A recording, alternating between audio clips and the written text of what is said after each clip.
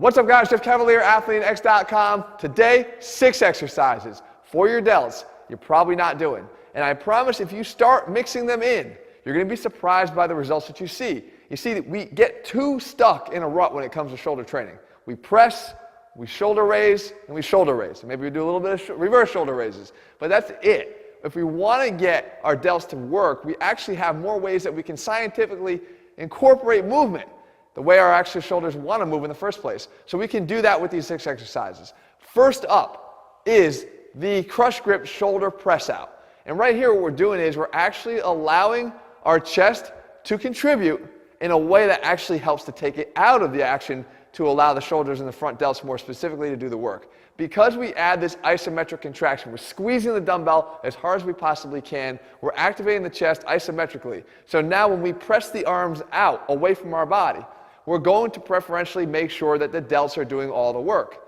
Now, we can alter the angle here, which is another reason why I love this exercise, to make it either more or less difficult. If I press the dumbbell straight out, I'm doing more work, obviously, with my front delts there, as they are subjected more to the force of gravity on the way down, acting on our arms. If we press them up at a higher angle here, I actually get the opportunity to make this a little bit easier because the moment arm of the arms themselves is actually shorter. However, because we're actually now pressing more upright, it's still working the shoulders. So you have a lot of things working for you here to make this exercise one that's going to effectively hit your delts, especially if you haven't tried it before. Okay, sticking with the front delts, but now also including the middle delts, we have the dumbbell butterfly raise. And what we're doing here is we're actually allowing the positioning of our shoulders to help control the activation and transition from the front delt to the middle delt safely. So you guys know how I feel about internal rotation when it comes to shoulders, and especially as we go into elevation of the arm. Well, we are elevating the arm here, and we are internally rotating the arm by going from an externally rotated position back to neutral. So we are not actually into or approaching internal rotation of the arm at the top position, but we're getting all the benefits of middle delt activation by having an internal rotation going on at the shoulder. So you'll see I start with the externally rotated arms, underhand positioning here, and I raise the dumbbells up and out to the side. So we have the abduction that we know we need, and especially a little bit of that frontward angling of the arms to get the front delt. As we transition to the side, by going from, again, the externally rotated position to a more neutral position, we're actually having the act of internal rotation going on, which will fire up those middle delts. Try this, guys. I promise you, you're going to feel the difference. And if you haven't done your side lateral raises this way, you're definitely going to start mixing them in because you'll feel what a big difference it makes. Next one, I want you to stand up and pull up your pants. I'm serious. I want you to stand up, grab your pants like this, and pull them straight up. And what you should be feeling, other than one hell of a wedgie, is one hell of a contraction here, not just in your middle delt, but also in your rear delt. And why that is because we're getting the benefit in this position here of having the abduction of the arm in relation to the torso, but also the extension of the arm back behind the torso to also fire up that hard-to-hit rear delt.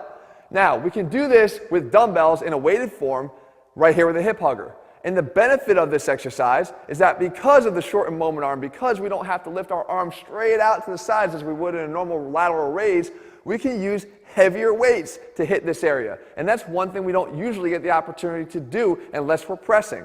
So you want to take these weights, hold them down at your sides. This is not an upright row. You guys know how I feel about that exercise as well. This is an externally rotated hand position as we come up, and we're stopping only about the level of the navel or a little above. You will feel again, though, an incredible contraction, whether or not you're even using weights at all. If you're just doing that whole pants pulling thing, you're still going to feel it there as well. This is one you're going to definitely want to add to your routine. I'm definitely favoring those middle delt exercises because I think people struggle to find options outside of those side lateral raise. But this is another one we can do here, and it looks a little unorthodox, but if you've been watching this channel for any length of time, you've probably already tried it and with good results. This is the bodyweight side lateral raise. And this one I debuted back in our ATHLEAN Zero bodyweight only program, but what you're doing here is taking advantage of the concept of relative movement. See, if our arm is raising out to the side here as we do with some sort of a dumbbell side lateral raise, we can still do the same movement if we take our arm and fix it in position and then move our body away from it. In both instances, we have abduction of the arm, which we know is going to fire up that middle delt. So as I rotate my torso on this fixed arm on the ground here, I'm getting that relative abduction of the arm in relation to the torso, and that means delt activation. So you want to do this, especially if you are not in a position to be doing any weights at all, and you need a bodyweight option, and you're not just doing handstand shoulder raises or pike push-ups. This is going to fill in great for you. Okay, now we're heading back to the rear delt because you simply cannot get enough rear delt work, and especially if all you've been doing is reverse flies, because that's simply not going to hit the rear delt as best as you possibly can. Now, this underhand dumbbell variation is one I actually broke out in an entire video dedicated just to this, and I still think it's being underutilized. If you've been watching the channel, though, and doing what I tell you to do, you've probably already been using this with great benefit. However, for those who haven't, I have to repeat it again. The key when you're trying to activate your rear delt is not going into this reverse fly motion here. What you really need to do is you need to get into extension of the arm back behind the body. Okay, so you can see how much more I can get behind the body than if I were to do this. I actually get stopped anatomically at this position here, but if I can go into extension, I can get the upper arm further back. And if I add one other component to it, external rotation, I can even go further. And the degree of contraction that you can feel is enormous. As a matter of fact, you don't even need to put a dumbbell in your hand. If you take your hand right now, stand up, externally rotate, and pull up and back, you'll feel that rear delt fire up like never before. So by virtue of actually adding a little dumbbell to this equation, we can turn this into an exercise, mimic the positioning that I'm showing you right here, work both sides, and I promise you, better rear delt gains than you ever have gotten before.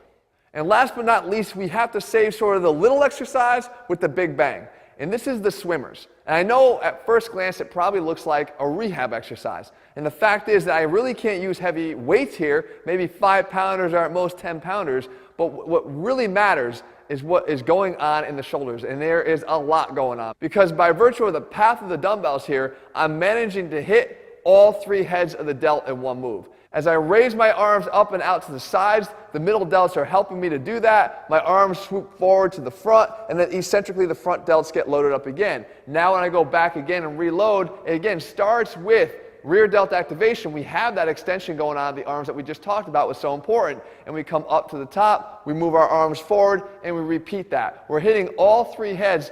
And it doesn't require heavy weights to feel this. What's more of a requirement is the activation and the contraction of the 3 heads of the delts, and you're able to do it in one shot with this exercise. So there you have it, guys. There's 6 new exercises for you to put into your shoulder training arsenal to help you to get better results. I'm not a big fan of just doing different to be different. If you're going to do different, then you better make sure you have an anatomical backup, a plan, a reason for why you're doing what you're doing. Guys, we put the science back in strength here every single time we make a video for you to make sure you know why you're doing what you're doing. If you're looking for a complete training program, head to ATHLEAN-X.com. We put the science back in all of our workouts as well, of course. You can get those over at ATHLEAN-X.com. In the meantime, if you like the video, leave your comments below. Tell me what else you want me to cover, and I'll do my best to do that for you in the days and weeks ahead. All right, see you soon.